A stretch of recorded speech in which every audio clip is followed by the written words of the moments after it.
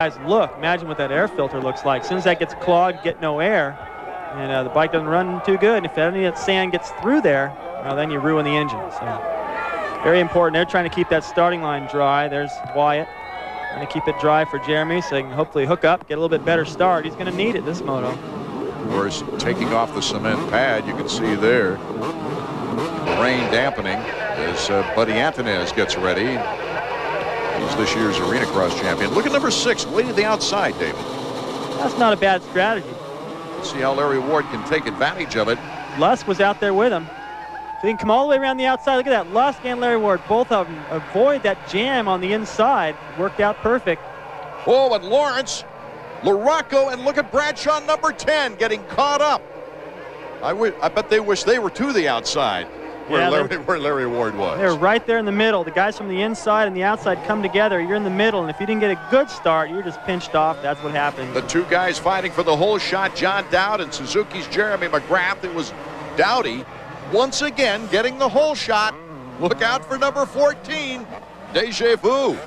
See the way he came down that hill? He actually rode up to the right, up on that banking to miss some of those bad braking bumps. He's got this place wired. John Dowd, our leader once again here at moto number 2. This time McGrath with a much better start. Right there he can check out John Dowd. Look at that rain. Big drop starting to come down. But now McGrath, who was way out of contention in the first moto with his crash, now he can see what Dowd is doing. The fastest guy on the track. Follow him around a little bit. Maybe learn something and gain some of those points back he lost on Emig the first moto. Really wild. It didn't seem to rain at all until they dropped the gate. On the 250s, they're having some bad luck with the weather here, as adverse to the 125s, getting through their 2 motos without a great deal of rain. John Dowd, our leader right now. Jeremy McGrath still in 2nd place, but he's having a hard time holding on to number 14. Ryan Hughes in 3rd. He's reaching up to pull a tear off in that berm one-handed. That's a good way to wad it up right there. What happened to Casey Johnson earlier, coming down this very area right here when he reached up and caught the front wheel. Ryan Hughes, very aggressive once again. There's Lusk in about 5th position, number 11 in good position. Whoa! Hughes had a hard time holding on to that pony. Reaching up again to clear his vision. The rain coming down is causing that sand to stick all over their lens. It's impossible for these guys to see. There, Lusk behind Hughes is reaching up too. Ward, Hughes, and then Ezra Lusk. You can see on Hughes as he went by, that film of the roll-off is flapping in the breeze. You can see right behind his helmet there. That's why he's having trouble. He's reaching up trying to fix that, and that's come undone. Now his roll-off system is all messed up, and that's going to not only wreck his concentration, but I'm not sure what's going to happen as far as him being able to clear his vision the rest of the motor. You can see it again. Just off our top 5 Honda field summary, Jeff Emig in 6th position behind Ezra Lusk. As it sits right now, Jeremy will gain quite a few points. He lost from the first moto on Emig, but it's way too early in the moto to think that Emig can't make up some time. Well, Emig riding very smooth, and of course last year he proved that just consistency will win a championship as he hit the podium in all 13 rounds. That was amazing. 8 second-place finishes and 4 wins with 1 third place. That only 3rd place, if I remember right, was Unadilla, where he crashed and bent his bike up so bad. It looks like another crash for Button right here. He doesn't look too good. He's getting up slow. Goggles are gone.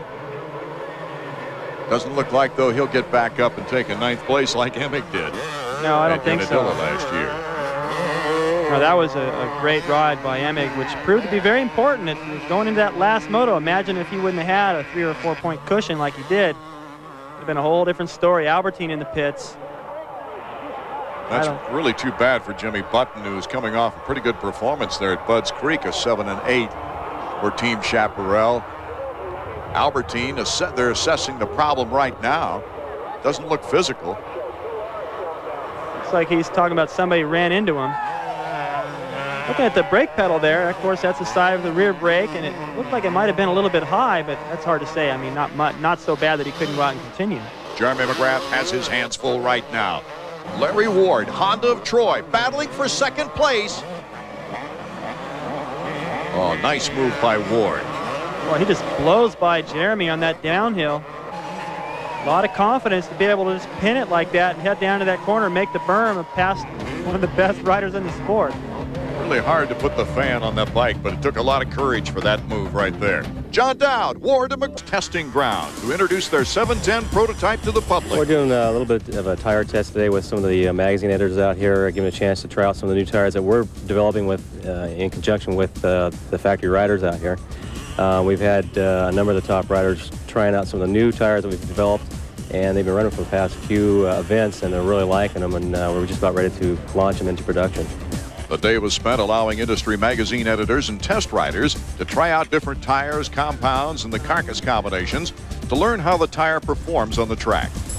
We're testing compounds, different casings. We use different combinations of materials in the casings to make them stiffer, lighter, stronger, depending what we need to do.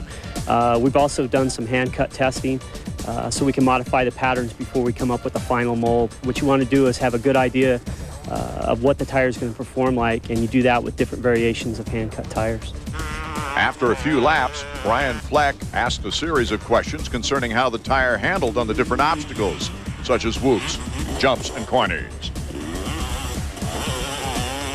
Seemed like it was a little stiff. Maybe for the hard packness of the track right now, it's a little bit harsh. There's a little bit of loose dirt on top. Maybe needs to be a little bit softer. Yeah. The most critical feedback deals with hard pack conditions and how the tire performs on the edge, how much it slides, and the starts. All information is then given to Dunlop tire designers so they can make a better tire for the public. But when can the consumer expect to see these new tires on the market? The front we're working on right now, we hope to have within the next 3 or 4 months available to the public. The rear maybe is a little farther away. But generally you're talking a year to year and a half time frame from conception drawing all the way to final product to the consumer. Back to action now at Southwick, Massachusetts. Our leader, John Dowd, number 14. It was rumored that Team Yamaha came to Dowdy with the idea of riding the 4-stroke next year. The 4-stroke experiment that Doug Henry is going through this season. And the rumor is that Dowdy turned him down. So it'll be interesting to see how this all comes about for next year on Team Yamaha after a very successful season, both in Supercross and motocross. If there were a lot more 4-strokes out there, I'd say, okay, I'll do it. But if you're the only guy, forget it, you know, because it's hard to say if he'd be able to get the whole shot and ride the way he's ridden today with that extra weight on this rough track and do what he's done. I just don't know if it's possible. Henry has certainly had some success, but here today it's a whole different thing. Got to be a rainbow somewhere on this course. I mean, they went through rain on the other end of it. Now they got sunshine here on the top end as they go down into the intersections of this track. Jeff Emig, number 1, riding very well. Making the move on Lust, down through that long left sweeper. He's starting to carve his way up. You can see Jeremy up there, and he's riding smart. He knows it's a long title. He doesn't have to win today to win the national championship. Jeff Emig, a second place here last year, 1 in 95, leading every lap of the first moto with a 1 in 3. We asked him about strategy in the sand. It's real important to ride smart and to try to miss most of the bumps. I know it's hard, you know, there's little fine lines out there that you can pick where it's a lot easier on your body. I mean, I know that when they see the tapes and all that, and the pictures, it looks like there's just huge bumps, but there's a way to hit them where you don't use as much energy. He's got it figured out, hasn't he? He does, but I'll tell you the guy that's definitely got it figured out. We just follow around John Dowd for a little while, and he'll give us a perfect example of what Emig is talking about. Ezra Lusk breaking a string of good performances going down. He'll lose some points on that as he's been trying to. Well, that's a bummer, and usually you can just sit on it and bump start the bike. Look at all that energy he's got to use. It's tiring enough out there riding, and then he went down. His front fender's tweaked. Everything's tweaked. Looks like the bars might be bent, so there goes this motor. After moving up to 4th place from 9th at Budds Creek with that victory, he was hoping to move up in the point standings. Here's Hughes and Emig, teammates on Team Kawasaki. Boy, Emig just finessed his way down that hill.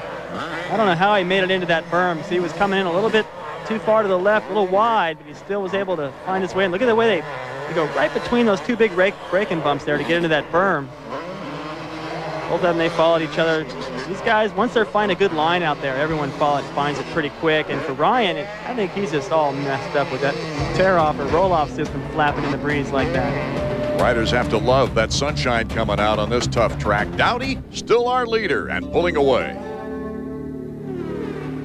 Some great racing already this afternoon. The weather starting to clear a bit as Jeff Emig now starts to take on number 2, Jeremy McGrath.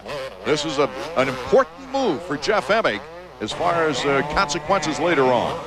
Absolutely. This will be a big blow to Jeremy's confidence to take off and be right there with Dowd in the beginning, and Emig, you know, back there in 7th or 8th, and then work his way up to the rear fender and make a pass on him. It's like, well, the guy is just faster than I am. What can I do about it? Jeremy truly looking for a breakthrough moto here pretty soon to get this season back on track as Jeff Emig comes up from behind.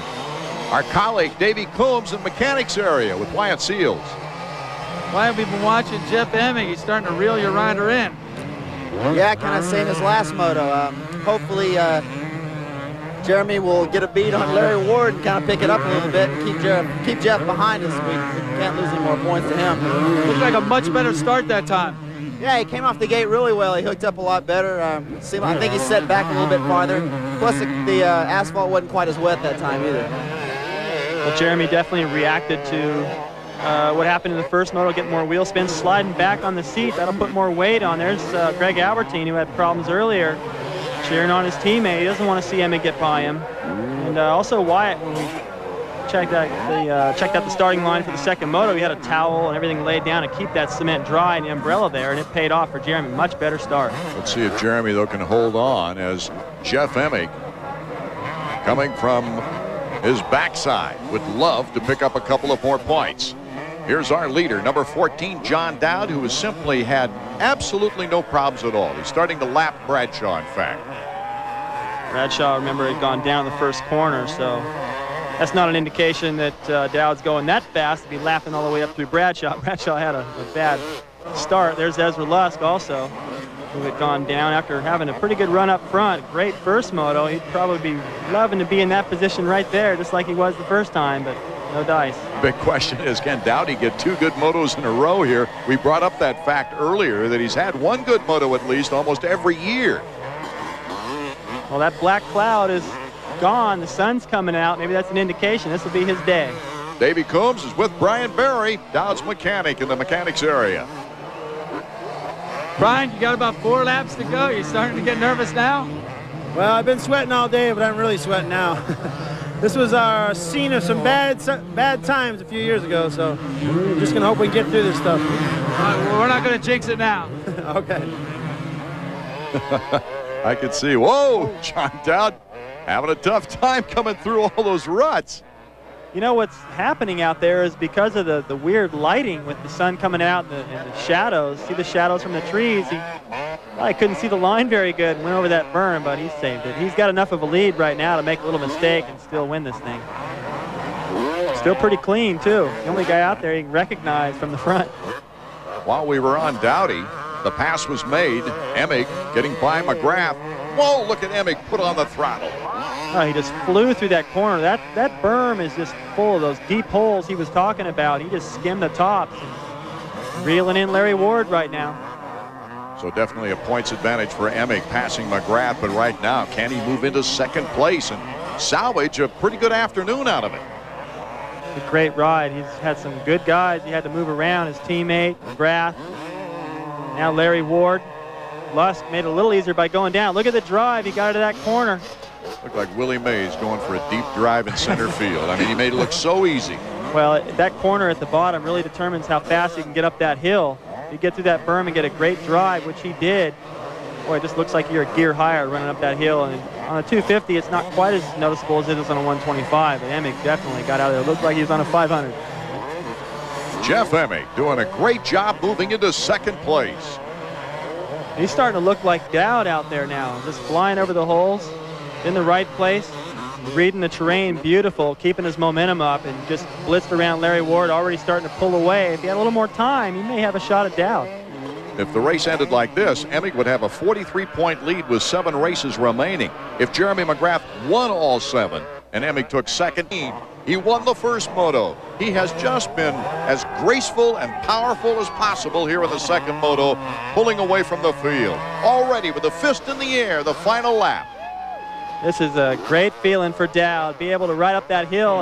It's not that easy of a hill to just come out there and ride up with your feet off, your hands off, and the crowd is into it. And the knowledge, too, you're making one of your best friends happy, Doug Henry, who really wishes he was on a bike here today. Well, I think it's pretty cool that Dowd dedicated this race beforehand. I mean, it's easy to win this thing and then say, well, I dedicate this. He did it first, and then to go out and win both motos. Well, that's really a statement. That's got to make him and Doug real happy. No black cloud over this guy today here at his own native track. He deserves it. He's definitely worked hard and put in some laps here on this racetrack, and he's wanting to prove it to his hometown people that he can go out there and beat the best, and he's done it today. Well, his worst overall was an 8th this year at Hangtown. He's had a good season on this 250 machine. Pretty amazing when you consider his age, that it's like just now he's starting to find his rhythm and really become a threat out there on the 250, and even in Supercross had a pretty good season, and he could still win a title before he retired. That's just amazing. He opened some eyes back in 1994, started out on a Suzuki, then got his shot with Team Yamaha, and finished second in points behind Mike LaRocco in 94. And another thing about Dowdy is he goes by what's really a rider's section up there on the hill, especially the 125 guys that aren't in this race. Everybody likes him. He takes the checkers for the second time in a row here this afternoon. John Dowd, Jeff Emig, number 2, Larry Ward in 3rd, passing Jeremy McGrath.